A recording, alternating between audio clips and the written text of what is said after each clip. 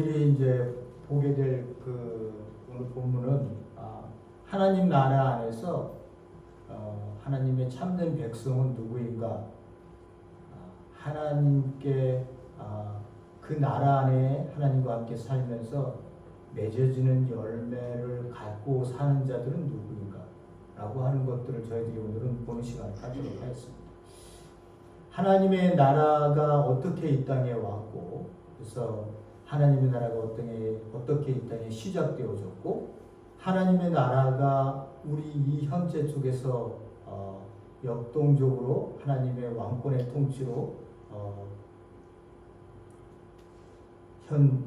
이 세대 속에서 세상과 영적 투쟁을 하고 있는 모습을 우리가 또 봤고요. 그리고 미래에 하나님의 나라가 완성되어질 것이다. 예수님의 재림을 통해서 하나님의 나라가 완성되어질 것이다 라고 하는 부분들을 저희들이 계속해서 보고 있습니다. 저번 시간에는 하나님의 참된 백성이 누구냐? 아니요 그랬다가도 예 가겠습니다. 간 사람들, 간다고 얘기하고 안 간 사람의 모습을 저희들이 봤죠. 그러니까 우리가 고백을 한다고 예 가겠습니다 라고 고백을 했지만 그렇게 행함을 하지 않은 사람과 안 가겠습니다 라고 얘기했다가 뉘우쳐서 간 사람, 누가 하나님 앞에서 하나님의 백성된 삶을 살아가는 것이고 누가 하나님의 백성이냐라고 하는 부분을 저희들이 분명히 봤습니다. 우리가 신앙생활에서 또는 신앙생활을 하면서 말씀으로 여러분들에게 또는 여러분들의 신앙생활에서 하나님이 나의 주님이시고 이런 교리적인 고백도 중요하지만 결과적으로 그 고백 위에 내가 내어놓는 고백 위에 그것을 내가 살고 있느냐 안 살고 있느냐의 모습으로 우리 그리스도인들이 하나님의 백성이냐 아니냐를 이렇게 가늠하는 그런 모습들을 저번 시간에 잠깐 보았습니다. 그리고 예수님께서 이 땅에 오셔서 재림을 어떻게 소리도 없이 그렇게 도둑과 같이 모든 것이 평안하고 안전하다 이렇게 생각할 때에 아무 징조도 없이 오시는 예수님의 모습을 저희들이 봤습니다. 오늘 본문이 끝나면요, 저희들이 다음 주에는 논란이 많은 마태복음 24장, 25장이 예수님의 재림과 함께 성전 파괴와 예수님의 재림이 이렇게 주어지는 말씀이 있습니다. 굉장히 여기서 혼란을 많이 일으키는데 다음 주에는 제가 그 부분을 한 2시간에 걸쳐서 봐야 될 것 같아요. 아니면 1시간 제가 그걸 끝낼 수 있으면 모르겠습니다만 다음 주에는 성전 파괴와 예수님의 재림에 대한 문제를 한번 저희들이 다뤄보도록 하겠습니다. 거의 끝으로 저희들이 가고 있는데요. 어쨌든 재림이 끝이 하나님의 나라의 완성이기 때문에 그 부분을 제가 좀 다음 주에는 중요하다고 생각해서 빨리 다뤄보도록 하겠습니다. 오늘은 하나님 나라의 참된 백성이 누구인가라고 하는 부분에 대해서 우리가 분명히 그리스도인들이라면 그 부분에 대해서 분명한 인식을 갖고 있어야 내가 이 세상에 살 때 내가 그 삶의 상황 속에서 하나님이 나와 함께 하셔서 사는 그 주체의식이라는 것이 나에게 생기게 됩니다. 그러니까 내가 내 의를 쌓기 위해서 뭔가를 사는 게 아니라 어떤 상황이 주어지더라도 그 상황 속에서 하나님이 나와 함께 하셔서 나로 하여금 살게 하려고 하는, 나로 하여금 열매를 맺게 하려는 그 삶의 모습들이 있다는 거죠. 우리가 그거를 인식을 안 해서 그렇지 그것들을 인식하면서 살면 어느 자리도 귀중하지 않은 자리가 없어요. 전부 귀중한 자리입니다. 설거지를 하는 자리도 그야말로 귀중한 자리고요. 아무리 세상 사람들이 아무렇게나 살아가고 있는 모습 속에서도 자신들이 하나님께서 주신 이 한 시간 한순간 1분이라도 하나님께서 주신 선물이라고 생각하면 귀하게 여기지 않을 순간이 없다는 거죠. 이러한 모든 것들이 귀함에도 불구하고 우리가 너무 그냥 이 세상의 시간 속에 이 세상의 상황 속에 그냥 다 흘려보내고 나머지 나에게 오늘 하루를 못 살았지 하면 나에게 남을 게 없어요. 내 마음에 와 닿아서 나로 하여금 뭔가를 하나님 앞에 하나님 감사합니다 라고 하는 이 감사의 내용을 내어놓을 게 없을 때가 너무 많아요. 이렇게 우리가 살아도 되나? 라고 할 그러한 그리스도인의 내 자신을 향한 그 물음들이 우리에게 있을 때가 많이 있습니다. 오늘 좀 본문을 보면서요, 우리가 어떻게 살아야 되는지에 대한 부분을 강조할 수 있는 그러한 부분들이니까 여러분 함께 보실 수 있길 바랍니다. 자, 마태복음 21장 46절 하나만 제가 그 본문 내용을 잡았는데요. 그 나머지 부분들은 전부 다 우리가 볼 겁니다. 자, 마태복음 21장 46절의 말씀을 다 같이 한번 말씀을 봉독해 보도록 하겠습니다. 그러므로 너희에게 이르노니 하나님의 나라를 너희는 빼앗기고 그 나라의 열매 맺는 백성이 받으리라. 저번 주에 했었던 내용과 거의 비슷합니다. 누가 빼앗기고 누가 하나님의 나라를 얻는가 라고 하는 부분입니다. 본문의 말씀으로 저희들이 보도록 하겠습니다. 마태복음 21장 33절에서 43절의 말씀인데요. 길어서 제가 두 파트로 이렇게 나눴는데 한번 여러분 잘 들어보십시오. 이게 뭔 얘기를 하고 있는 건지 한번 잘 보시기 바랍니다. 다시 한 비유를 들으라. 한 집주인이 포도원을 만들고 그 둘레에 울타리를 치고 거기 집자는 구역, 틀을 파고 망대를 짓고 농부들에게 세를 주고 타국에 갔더니 이런 얘기를 해놨죠. 여기 요 모든 것을 셋업해 주시고 포도원에서 포도틀까지 포도를 즙을 낼 수 있는 모든 것을 이렇게 해주고 셋업을 한 다음에 주인이 타국으로 갔다 멀리 갔다 이렇게 얘기를 하고 있습니다. 34절에 실가 맺을 때가 가까움에 그 새 농부들에게 세를 주었으니까 이제 실가가 열매가 딸 때가 됐기 때문에 그 열매를 소출을 받으려고 자기 종들을 농부들에게 보내니 이렇게 얘기하고 있습니다. 농부들에게 세를 주고 농부들에게 이제 그 열매를 받으려고 자기 종들을 보냈다 이렇게 얘기하고 있습니다. 35절에 농부들이 종들을 잡아 하나는 심히 때리고 하나는 죽이고 하나는 돌로 쳤거늘 다시 다른 종들을 처음보다 많이 보내니 저희에게도 그렇게 하였는지라 이렇게 얘기를 하고 있습니다. 이게 그냥 평상시에 일어나는 일은 아니죠. 그죠? 아니 그 농부가 세를 자기가 일구고 있으면 세를 받아서 일구고 있으면 당연히 실과를 냈으면 주인이 보낸 종들에게 그 실과의 소출을 일부를 내든지 약속한 대로 얼마를 주는 게 당연한데 왜 때리고 죽이고 돌로 쳤나? 그래서 더 많은 종들을 보냈더니 처음보다 더 많이 보내던데도 그렇게 똑같이 했다 이렇게 얘기하고 있습니다. 이건요 이스라엘의 역사를 얘기하고 있어요. 이스라엘의 역사. 하나님께서 어떻게 해요? 자기 종들이 누구예요? 선지자들을 보냈더니만 농부 이스라엘을 대표한 이스라엘이 그들을 어떻게 했다는 거예요? 심히 때리고 죽이고 돌로 쳤다 이렇게 얘기를 하고 있습니다. 그래서 이걸로는 안 되겠네. 더 많이 보내서 더 많은 사람들이 듣게 해야지 했더니만 똑같이 이스라엘이 이렇게 심히 때리고 죽이고 돌로 쳤다는 거예요. 이스라엘의 역사가 이랬다는 거죠. 하나님이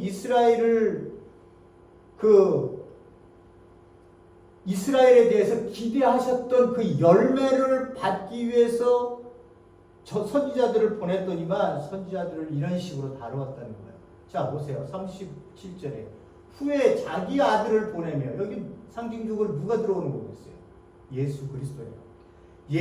자기 아들을 보내며 가로되 저희가 내 아들은 공경하리라. 하나님이 이렇게 생각하면서 아들을 보냈다는 거예요. 공경하겠지. 내 아들이니까 공경하겠지. 내가 너희들에게 보낸다고 약속을 했으니까 너희들이 받으면 그 자가 오면 공경하겠지. 이렇게 생각을 한 거예요. 그러자 상황은 그렇게 돌아가지가 않습니다. 농부들이 이스라엘이 그 아들을 보고 서로 말하되 이는 상속자니 자 죽이고 그 유업을 차지하자. 말도 안 되는 어떤 이러한 상상을 할 수 있을까요? 이런 상상을 하면서 잡아서 포도원 밖에 쫓아 죽였다. 이렇게 얘기를 하고 있습니다.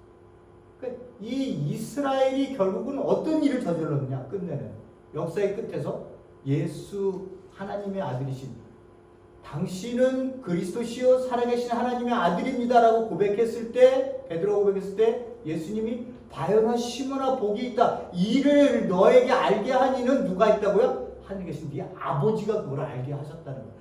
아버지가 보낸 예수 그리스도 하나님의 아들을 누가? 이스라엘이 죽였다는 거예요. 죽였다는 거예요. 자, 예수님이 이 얘기를 하시고는 이렇게 질문을 합니다. 그러면 포도원 주인이 올 때에 이 농부들을 어떻게 하겠느냐? 이 질문을 받은 사람들이 누구예요? 대제사장하고 바리새인들이에요. 그 종교 지도자들 아니에요. 높고도 높은 제일 최고에 있는 지도자들 아니에요. 사내들인의 70인으로 모든 이스라엘의 통치권을 갖고 있었던 종교적으로 모든 것들을요. 점령이야 로마가 하고 있었지만 그러니까 그 종교에 대해서 타치를 하지 않아요. 그 사람들은. 왜냐하면 그렇게 이제 그런 것들로 세상의 역사를 보니까 그런다고 제국들이 그렇게 했지만 그런다고 그 나라 어떤 나라도 그렇게 먹혀 들어가지 않는다는 거예요. 그래서 대부분의 제국이 나중에 와서는 제국들이 점령할 때마다 다 그 나라마다의 자치권들을 다 대부분 줍니다. 그리고 자기네들이 세운 사람을 통해서 통치하게 만들고 결국은 뭐예요? 거기서 세금 걷는 것으로 끝내요. 그 안에서 백성들에서 가지고 있는 자기 민족의 고유한 것들은 그냥 남겨두세요. 이스라엘은 더욱더 그렇죠. 아주 특이하게 짝이 없는 나라잖아요. 종교로 뭉쳐 있었던 나라 민족이 있기 때문에. 자, 최고 사내들이 있는 그 종교 지도자들한테 포도원 주인이 올 때 이 농부들을 어떻게 하겠느냐라고 질문을 하는 거예요. 이 사람들은 굉장히 상식적인 얘기를 합니다. 저희가 말하되 이 악한 자들을 진멸하고 처참하게 죽인다는 거예요. 포도원은 제때 열매를 닫힐 만한 다른 농부에게 새로 줄지어다. 이렇게 얘기를 하고 있습니다.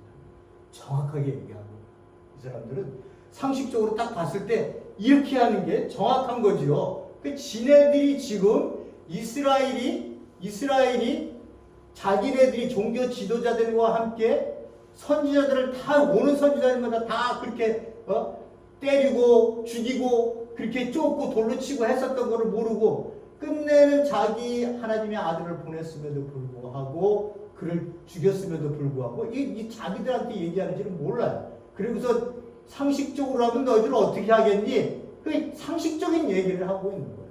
그러니까 이 사람들이 말한 것처럼 어떻게 해요? 이스라엘은 처참하게 죽이게 되고, 그죠? AG70년 보세요. 완전하게 처참하게 심판을 당하잖아요. 도리에 돌아남지 않고. 아니, 도리에 돌아남은 게 아니라 예루살렘을 짓기 위해서 땅바닥 그 땅 밑으로 파서 심었던 돌까지 캐냈대요. 로마에서.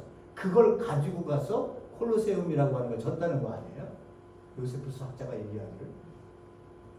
이렇게 처참하게 자기네들이 죽게 된다고 지 입으로 얘기를 하고 있는 거예요. 종교 지도자들이. 예수께서 가라사대 너희가 성경에 건축자들의 버린 돌이 모퉁이의 머릿돌이 되었나니 이것이 주로 말미암아 된 것이요 우리 눈에 귀하게 여기다함을 읽어보지 못하였냐. 이 시편 18편 22절 23절에 나오는 구절이 이 성경 구절을 얘기하시면서 이것의 성취를 얘기하시는데 이게 무슨 말이냐. 내가 죽었지. 너희들한테 내가 죽었지. 그러나 니네들은 그 돌이 너희들이 버린 돌이야. 이게 쓸모없다고 버린 돌이야. 그 돌이 결국은 머릿돌이 가장 중요한 돌이 되었다는 거죠. 그게 뭐를 의미하겠어요? 내가 너희들에게 쓸모없는 자를 여겨져서 니네들이 나를 비참하게 죽였지. 근데 니네들은 어떡하냐? 내가 그리스도였기 때문에 하나님께서 내가 십자가에 죽였지만 죽은 지 3일 만에 내가 다시 하나님께서 살리셔서 나를 부활하게 하시고 나를 승천하게 만드셨다는 거예요. 그래서 내가 모퉁이 돌이 되었다는 거예요. 그 귀중한 모퉁이 돌이 되었다라고 얘기를 하는 거예요. 너희들이 지금 이런 짓을 한 거야. 그렇지만 하나님이 나를 살리셔서 내가 하나님의 아들인 거를 너희들 앞에 증명해. 그래서 부활이라고 하는 건요. 그냥 예수가 십자가에 못 박혀서 돌무덤에 그냥 죽어서 끝나는 게 아니라 부활을 했다고 하는 얘기는 하나님이 내 아들이라고 하는 것을 증명해 보는 거예요. 증명해 보는. 그렇기 때문에 그 부활이라고 하는 것을 사도 바울은 자기가 부활한 예수를 만나잖아요. 그 의미가 너무 중요하기 때문에 이스라엘이 기다려왔던 사람이라는 것에 대한 확증을 박는 일이기 때문에 사도 바울이 자기의 그 복음서에 자기가 쓴 그 서신서에는 예수 그리스도의 십자가와 부활에 대한 이야기를 엄청 많이 합니다. 그만큼 중요한 거예요. 결론을 얘기합니다. 43절에 그러므로 결론을 얘기하시는 거예요. 내가 너에게 이르노니 하나님께서 하나님의 나라를 너희에게서 빼앗아. 그들이 하나님의 나라가 오면 자기들이 백성으로 그 하나님 나라의 의인으로 하나님이 부르셔서 그 메시아 잔치, 하나님의 나라의 잔치에 전부 앉아서 먹고 마시며 왕과 함께 즐거워하는 것을 꿈꾸고 있었는데 그 나라를 너희는 빼앗기고 너는 그 나라 백성이 아니라 잔치 초대 못해. 그 나라의 열매를 맺는 백성들에게 주실 것이다.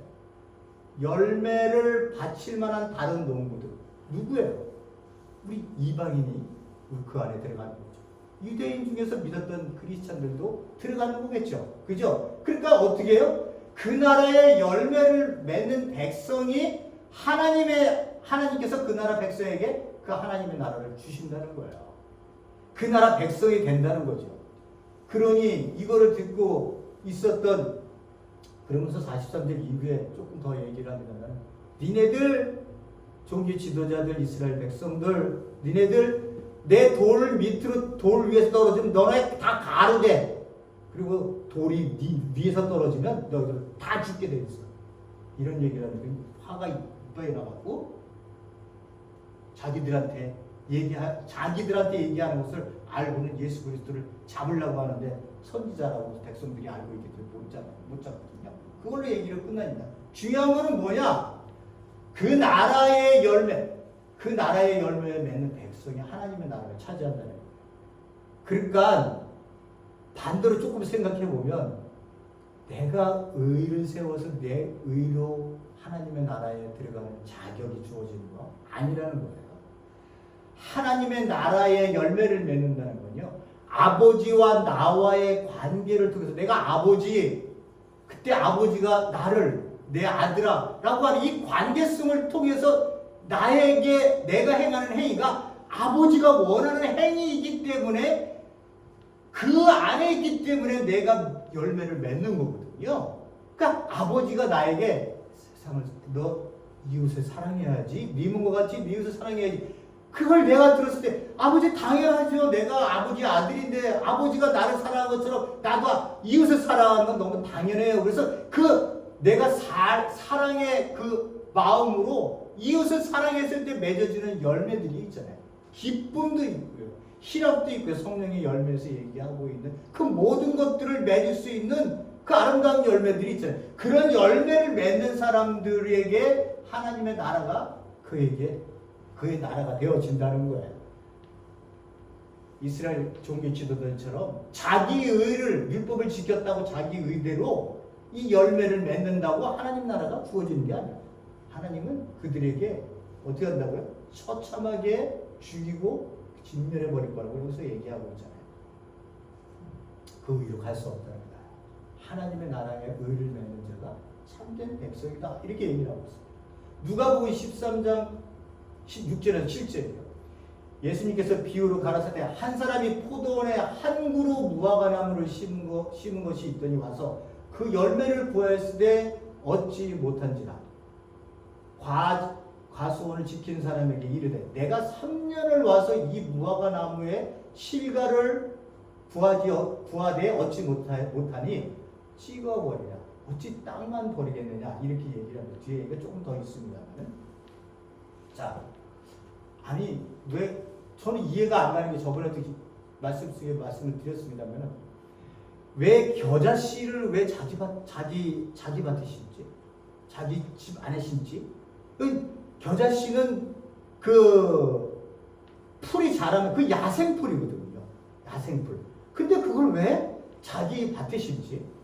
또 여기서 보면 한 사람이 이 포도원에 왜 무화과나무를 심지? 라고 하는 퀘스천이에요. 아니 이 포도원에 포도나무를 심지 왜 무화과나무를 냅다 갖다 심냐고. 이거는 그 레위기에서도요. 이 다른 이종이 교합을 못하게 되어 있어요. 이 포도원에다가 왜 무화과나무를 심냐고요. 이거는요. 잘 생각해 보면 예수님께서 의도적으로 얘기를 하시는 거예요. 이게 뭐냐? 기존 포도원에 포도나무를 심어야 되는데 내가 무화과나무를 심는다는 거는 기존에 너희들이 가지고 생각했을 때는 포도나무에는 포도원을 심어야 되겠지? 근데 내가 무화과나무 심는 거야. 이 얘기는 뭐냐면 니네들이 생각하고 있는 이 질서, 지금의 질서가 내가 그것을 파괴한다는 거야. 그런 의미를 담고 있을 확률이 훨씬 굉장히 많습니다. 왜냐하면 예수님이 이걸 몰라요? 포도원에 무화과나무 심으면 안 된다는 거 알아요. 그러면서도 겨자씨, 무화과나무 이런 것들이 전혀 다른 곳에 심어졌대. 상상할 수 없는 곳에 심어졌을 때 이건요 기존의 질서가 흐르고 있는 것을 예수님께서 파괴하시는 거야. 그러면서 그 질서에 뭐가 온다고요? 하나님의 나라를 그곳에 통과시키려고 하시는 하나님의 의도적인 예수님의 의도적인 그 말씀이 있습니다. 여기서도 무화과나무를 심었대요. 열과가 맺지 못했어요. 예수님께서 찍어버려라. 어떻게 땅만 버리느냐? 이 무화과나무가 들어가서는 포도에 있는 모든 뭐 진액들이며 땅의 기며 이런 것들을 이 한 그룹 무화과나무가 거기서 있는 것조차도 용납하지 않는 거예요.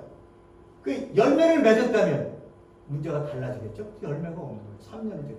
찍어버려라. 땅만 버린다 그랬더니 이 과원지기가 조금만 1년만 더 놔두시죠. 제가 잘 관리해서 열매를 맺도록 하겠습니다. 이렇게 얘기했더니 그 주인이 뭐라고 얘기하냐면 그래. 그렇게 얘기한다고 이 사람이 그 1년을 내가 그렇게 했는데도 그 열매를 맺지 못하면 그때 가서 없애버리죠. 이렇게 얘기를 합니다. 여기서도 어떻게 해요?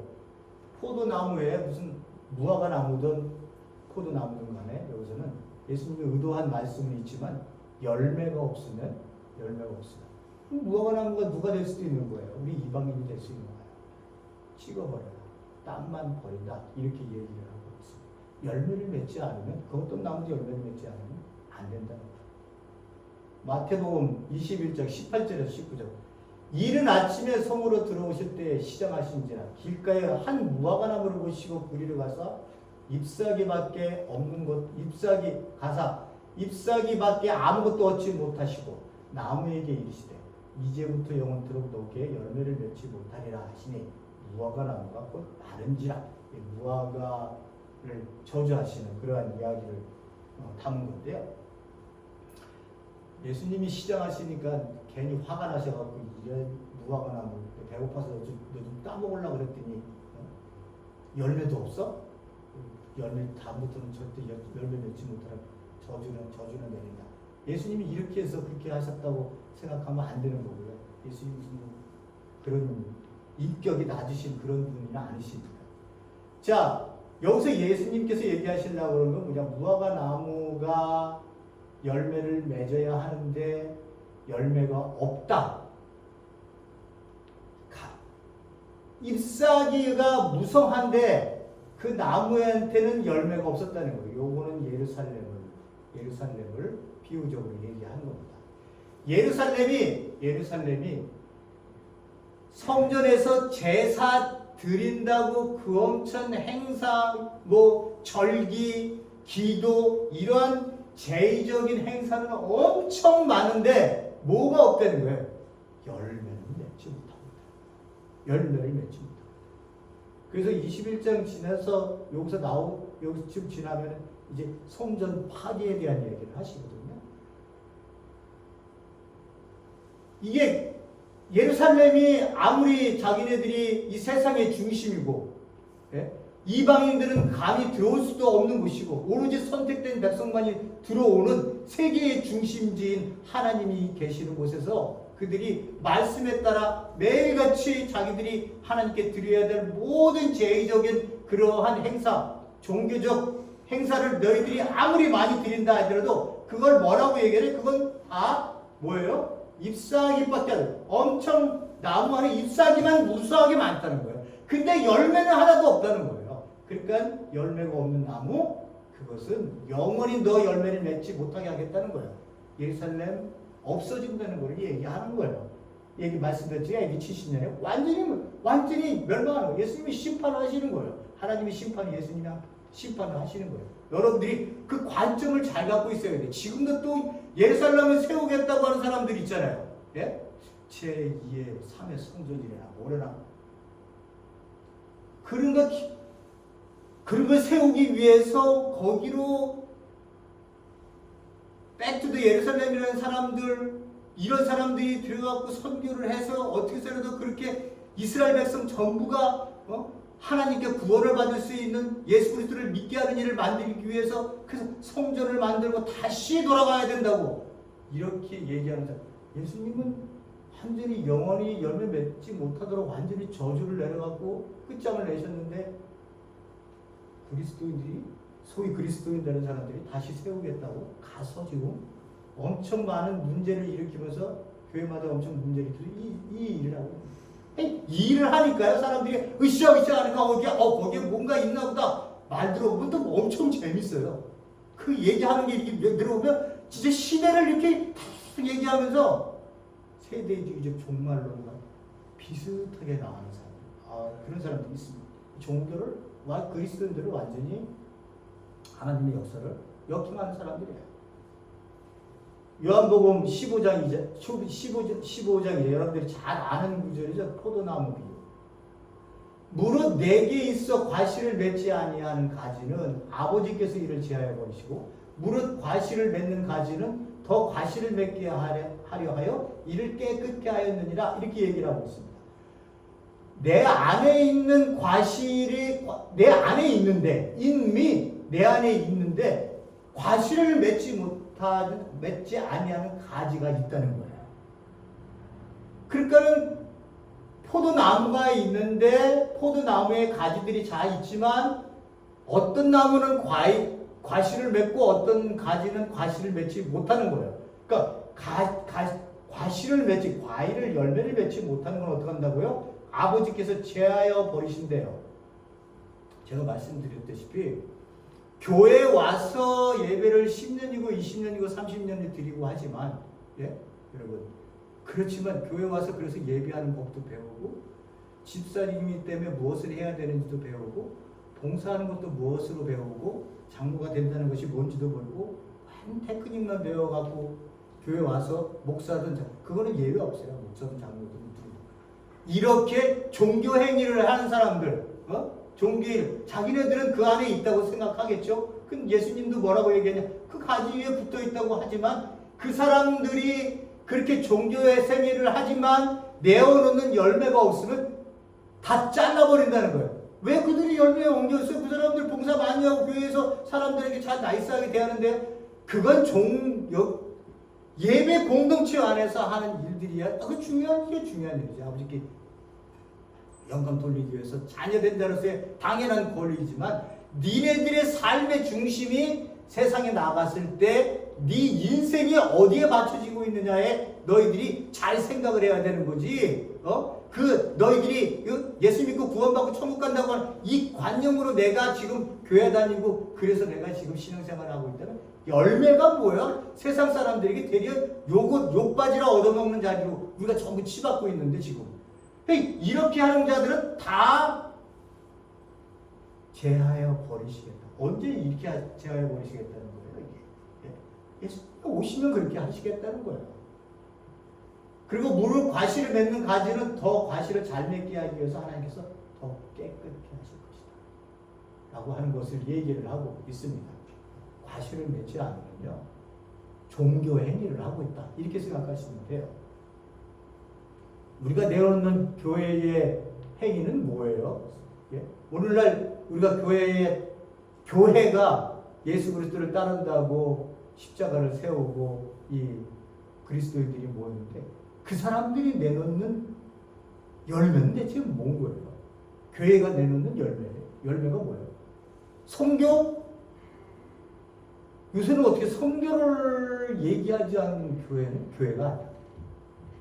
이런 식으로 몰아가는 것은 굉장히 위험한 생각이에요. 굉장히 위험한 생각. 선교하시는 분들 당연히 중요한 사람들이 다 알아요. 근데 선교만이 답이다라고 교회가 그래서 교회가 세워졌다고 생각하고 있는 그건 엄청 위험한 거예요. 하나님은 너에게 관심이 있는데 네가 크지도 않고 네가 보내는 네 선교, 헌금 이런 것들 하나님이 받으실 만해서 받으시는지 알아? 그거 아무것도 아닐 수도 있는 거예요. nothing일 수도 있는 거예요. 뭐가 중요한지를 알아야죠, 교회가. 자, 열매를 맺지 못하면 잘라버린다. 로마서 11장 20절에서 22절에 보십시오. 옳습니다. 그 가지들이 잘린 것은 그들이 믿지 않은 탓이요. 누구를? 이스라엘 백성들이 얘기하는 거예요. 그들이 잘려버렸어요. 왜? 예수 그리스도를 믿지 않았기 때문에. 여러분 각자가 그 자리에 붙어 있는 것은 여러분이 믿었기 때문입니다. 누구예요? 각자가 그 자리에 붙어 있는 것은요? 이방인을 얘기하고 이방인을 얘기하고 이방인들은 어떻게 해요? 잘린 것에서 위에 가면 접붙임을 받아서 우리가 붙어 있는 거예요. 그러니 교만한 마음을 품지 말고 도리어 두려워하십시오. 어떻게 했다고? 나 구원받았어. 나 구원 확신이 있어. 그러니까 나 마음대로 살아도 돼. 내가 하는 모든 행위들은 하나님이 다 용서해 주실 거야. 이렇게 살지 말라고요. 교만한 하나님이 접붙임을 받아서 지금 하나님이 백성이 됐다고 교만한 마음 품지 말고 도리어 어떻게 하라고요? 두려워하라. 왜? 하나님께서 본래 가지들도 아끼지 않고 잘라버렸는데 접붙인 너희들도 아끼지 않을 거라는 거예요. 그러니까 제가 다녔던 칼빈주의를 내세우고 있는 우리 장로교단들 거기에 보면 이 얘기를 들으면 혼동을 일으켜요. 왜? 아니 창세전에 선택해서 아니 우리가 다 하나님 백성으로 이미 그렇게 해서 끝까지 우리를 구원하신다고 그 예정론이라고 하는 게 있는데 아니 이건 또 뭔 말이야? 우리도 잘릴 수 있다는 거 아니야? 맞아요. 잘릴 수 있어요. 사도 바울이 그러잖아요. 내가 열심히 너희들한테 복음 전도하러 다녔지만 내가 버림을 받을까 두렵다. 그런 마음 없이 교회 다니지 않고 여기서 막 얘기하는 것처럼 접붙인 이방인들이 하나님 앞에서 하나님이 너희들이 열매를 맺지 못하면 잘렸었던 그 원가지들을 원가지들에 대해서 행하신 행위를 보시면 우리 접붙이는 것들도 열매를 맺지 못하면 잘린다는 거예요. 예정을 얘기하면서 그것만이 절대적이라고 얘기하는 사람들은 다시 한번 말씀을 돌아봐야 됩니다. 예. 접붙은 가지도 아끼지 않는다는 거예요. 자른다는 거예요. 그러므로 하나님의 인자하심과 준엄하심을 생각해 보십시오. 하나님은 인자하셔서 우리같이 어떻게 했다고요? 접붙여서 하나님의 백성이 없는 자를 백성으로 만들어주신 인자이지만 준엄함도 있습니다. 이 두 가지를 하나님은 바란스를 맞춰서 우리에게 말씀을 주고 계세요. 내가 너희를 구원할 거야 라고 얘기하지만 구원의 자리에서 네가 탈락할 수 있어. 그러니까 하나님의 나라 안에 백성이 들어왔다고 다 하나님의 나라의 완성 때 다 그들이 올인하는 게 아니라는 거예요. 하나님 나라 안에 들어왔다 하더라도 하나님 아버지를 나의 구주라고 얘기하면서도 고백은 하지만 어떻게 해요? 아버지의 뜻대로 살지 않는 자들이 있다는 거예요. 그런 자들은 전부 마지막 때요. 갈라내시겠다는 거예요. 그러니까 어떻게 해야 돼요? 우리가 두려운 마음으로 하나님 앞에 이 구원받은 백성으로서의 삶의 자리를 찾아야 된다는 거예요.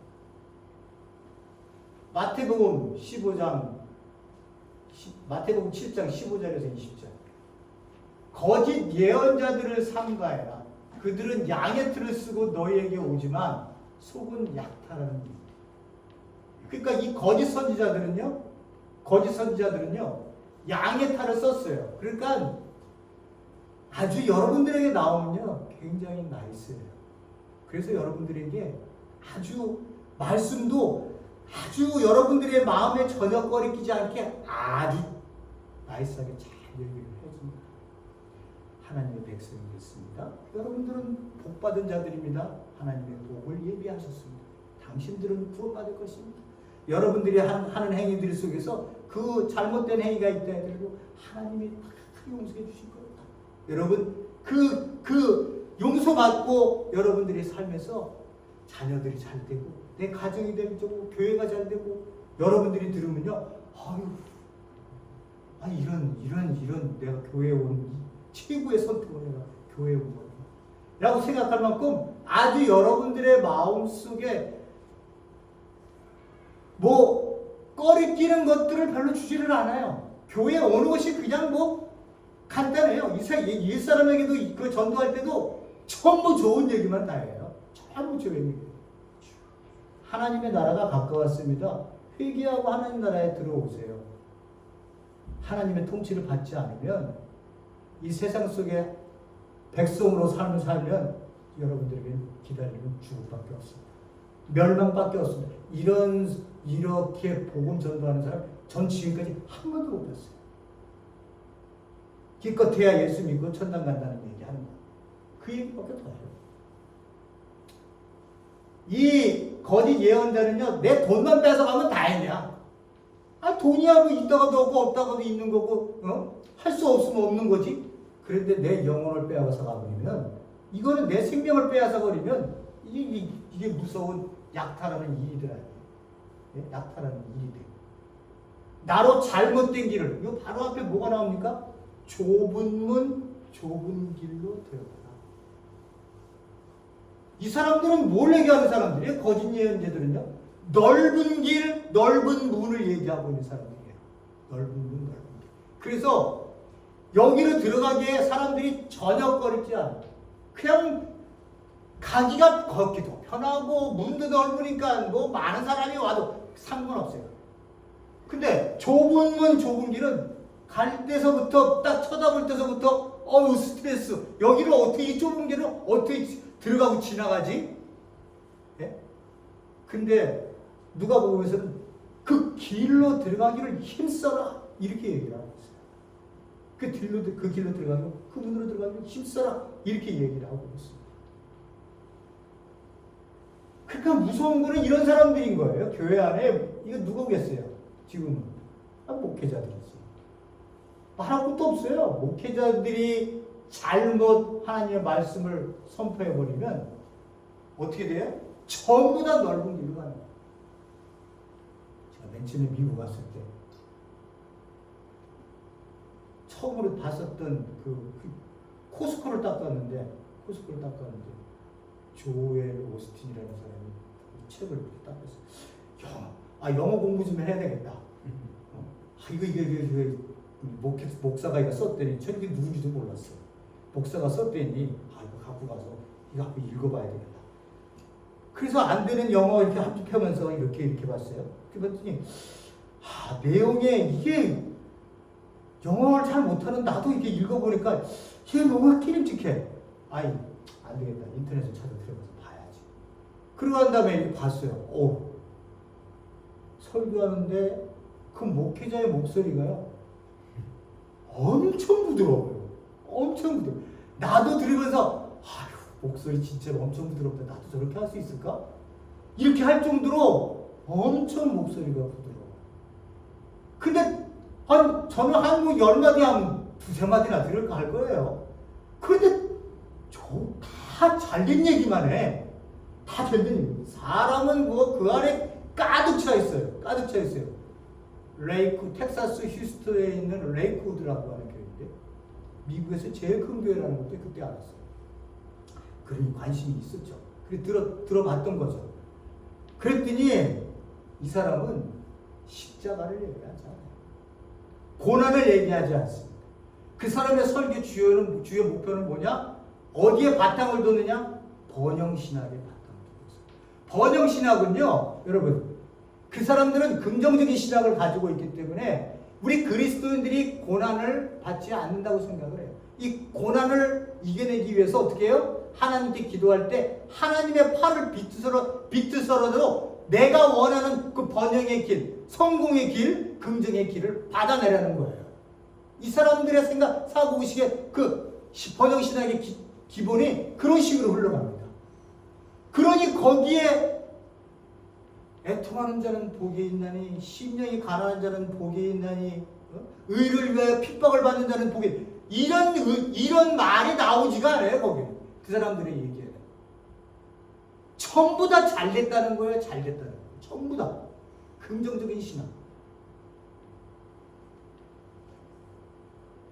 거기는요 엄청 편해요. 엄청 가도 바더를 안 당해요. 왜? 좋은 얘기만 해주니까. 이건 제 의견입니다. 또 조엘 에스틴이 내 설교를 들을 리는 없겠지만 혹시나 내가 또 내 개인적인 입장은 거짓 선지자, 정말로 큰 길을 열어놓고 수많은 사람을 멸망하고 제일 큰 교회가 이 짓을 하고, 이거는 봤지만 또 막 울더라고요. 왜 우나? 아니 맨날 긍정적으로 얘기하는 사람이 왜 울지? 그 성도들 많이 울어요. 성전 건축한 헌금인가 뭔가를 다 만나고 그랬다면서요. 그것 때문에 기뻐서 울대요. 하나님이 그렇게 해주셨다. 많이 울어라. 자, 제일 무서운 거예요. 양의 탈을 쓰고 교회 이어 선지자. 19절 마지막 절에 이렇게 좋은 열매를 맺지 않는 나무는 찍어서 불 속에 던집니다. 그러므로 너희는 그 열매로 그 사람들을 알아야 된다. 그 사람들이 거짓 예언자들이 내어오는 거는요, 휘황찬란합니다. 내 자식이 잘 됐어요. 내 사업이 엄청 잘 됐어요. 우리 며느리들이 아들을 낳게 됐어요. 맨날 딸만 낳았었는데 아들이 드디어 낳게 됐어요. 우리 가정 얘기하는 겁니다. 우리 가족들. 맨날 딸만 낳다가 우리 지금 있는 영빈이가 아들을 낳으니까 이런 식으로 세상에 내어놨을 때 사람들이 깜짝깜짝 놀라는 거. 어우, 이렇게 잘 됐어? 교회 가야지, 교회. 그런 교회 가야 되는 거야? 그런 교회 하나님이 계시고 역사하시는 거 아니야? 그 열매들을 봐. 이야, 대단해. 진짜 우리가 그런 교회에 다녀야지. 우리 이거를 붙들고 기도를 해야 돼. 그래야 우리는 하나님께서 하나님의 백성이면서 그 열매로 세상 사람들한테 보이면서, 야, 이것 봐. 니네들이 얻지 못하는 거 이거 우리 얻어서 이렇게 잘 되고 있어. 교회 우리가 엄청 크게 졌다. 성도 우리 이렇게 많이 모인다. 야, 우리 대한민국에서 우리가 제일 큰 교회다. 이런 진짜 빛과 번쩍한 거로 휘황찬란한 걸 내어놓고는 그게 잘못된 열매, 거짓 열매라는 걸 그들은 모르는 거죠. 자, 산상수훈의 결과입니다. 산상수훈의 결론을 얘기할 때 뭐라고 해요? 그러므로 내 말을 듣고 그대로 행하는 사람은 반석 위에다 자기 집을 지은 슬기로운 사람과 같다 할 것이요. 그죠? 내 말을 듣고 그대로 행하는 사람은 반석 위에다 집을 짓고 자기 집을 지어서 지은 슬기로운 사람. 비가 내리고 홍수가 나고 바람이 불고 그 집에 들이차고 넘치지만 어떻게 해요? 무너지지 않아요. 비가 내리고 홍수 나고 바람 부는 거, 이거는 한 개인에게 얘기했을 때는 고난이에요. 예? 수많은 유혹들, 세상의 풍파들, 이런 것들이 나에게 닥쳐온다 하더라도 내가 무너지지 않는 이유는 뭐예요? 예수 그리스도의 말씀이 진리이고 생명이라는 것을 알고 있기 때문에 그 삶을 사는 삶의 자세로 사는 사람으로 내가 살고 있기 때문에 내가 무너지지 않고 흔들리지 않는 거예요. 근데 내 말은 들었어. 교회 와서 맨날 내 말을 듣잖아요. 우리가 예수님의 말씀 듣잖아요. 어느 교회들이 다. 근데 행하지는 않아. 다 행하는 게 종교행위야. 그런 사람들은 뭐래요? 모래 위에 집을 지은 어리석은 사람. 모래 위에 졌으니 무너지겠죠. 특별하게 또 그 중동 지방의 그 특수한 땅의 습성이 또 있습니다만, 그것도 다 설명하면 길어서 안 하고 좀 그렇고요. 자, 어쨌든 모래 위에 집을 지은 어리석은 사람 같다. 행하지 않는 사람. 비가 내리고 세상 풍파 몰아치고 뭐 종교 행위 뭐 다 할 때 그 사람들은 어떻게 해요? 그냥 무너져 버린다는 거예요. 무너져 버린다는 거예요. 그래서 반석 위에 세운 사람만이 그대로 행한 사람과 같은 그러한 의미를 갖는 그러한 하나님의 백성이다 라고 하는 것을 결론적으로 맨 끝에, 산상수훈 맨 끝에다 이렇게 이 얘기를 딱 듣고 있었던 그 백성들이 깜짝 놀라잖아요. 깜짝 놀라면서 누구에게도 듣지 못했었던 권위 있는 말씀, 이렇게 얘기를 하는 것으로 마지막 끝을 맺고 있습니다. 자, 여러분들, 저들이 이제 우리 자신뿐만 아니라 교회들을 돌아봐야 되는 거죠. 항상 말씀은 그렇습니다. 네? 결국은 뭐예요? 우리를 돌아봐야 되는 거예요. 내가 하나님의 말씀을 정말 진리의 말씀으로 삼고 내 신앙이 그 삶의 자리에서 발걸음을 그 길로 옮겨 살고 있는가? 우리 교회가 무엇을 꿈을 꾸고 있나? 목회자의 꿈에 휘둘려서 목회자가 원하는 것만 생각하고 있나? 아니면 여러분들이나 저나 모든 것들이 아버지의 뜻이 이루어지는 것에 관심을 갖고 기도하다 보니 아버지께서 행하시는 길이 우리에게 보여져서 그 길을 가려고 하는 그러한 우리 신앙의 자세들이 되어져 있나? 라고 하는 거예요. 어느 자리에 있든 무엇을 하든 간에 그 모든 삶의 자리들, 우리가 지금 예배를 드리든 또 무엇을 하든 간에요. 여러분들이 가정에 돌아가서 무엇을 하든 간에 분명하게 우리가 아버지의 뜻대로 그 관점에서, 하나님 나라의 관점으로 우리가 살고 있다면요, 열매가 반드시 맺혀져요. 그 열매가 안 맺혀지면 그럼 우리 보고 어떡하라는 얘기예요? 그럴 리는 없잖아요. 예수님께서도 말씀하시는, 네가 내 안에 있으면서 내 가지에 붙어 있다면 내가 열매를 맺게 해주고 더 많이 맺게 해준다고 하잖아요. 아버지와 나와의 관계가 되어져 있으니까 열매가 맺어져서 그 열매로 아버지 앞에 우리가 영광으로 그 열매를 드리는 거 아니에요. 그리고는 어떻게 해요? 내가 제자로서 증명되는 거 아니에요. 그 요한복음 15장에서 얘기하는 거이 그렇게 나오는 거거든요. 거기가. 내가 열매를 하나님께 드린다는 거는, 나에게 나타났다는 건 아버지가 영광을 받으시는 거예요. 그래서 아버지가 영광을 받으신 것과 함께 내가 어떤 자로 증명이 돼요? 제자로 증명이 돼요. 그의 아들로 증명이 드는 거예요. 되어지는 거예요. 우리가 이 공동체로 살아가면서 하나님 앞에서 이렇게 살아가는 모습의 그 결론은, 결국은 우리가 열심히 아버지 뜻대로 살기 위해서 살아가기 위한 그 초점으로만 나간다면 뭐가 반드시 맺혀진다고요? 열매가 맺어지는 거예요. 그 열매가요, 더 쪼그라드는 열매가 될 수 있어요. 이게 뭐 교회에서 우리가 쫓겨날 수도 있는 거고요. 어떠한 열매가 오든지 관심이 없어요. 세상적으로 바라봤을 때 관심은 아니에요. 우리가 생각했을 때 하나님이 영광을 받으실 거라고 하는 그 하나님 나라적 관점에서의 영광들이 있습니다. 그 열매들이 있어요. 이런 것들에 관심이 있는 거지, 내가 조금 더 뭐 뱅크 어카운트에 돈이 조금 생겼다고 그것이 하나님 나라 관점에서의 열매는 아니에요. 그러니까 우리가 내 사고의식이 하나님 나라적 관점에서 살고 있는가, 세상적 관점에서 살고 있는가를 분명하게 인식을 하셔야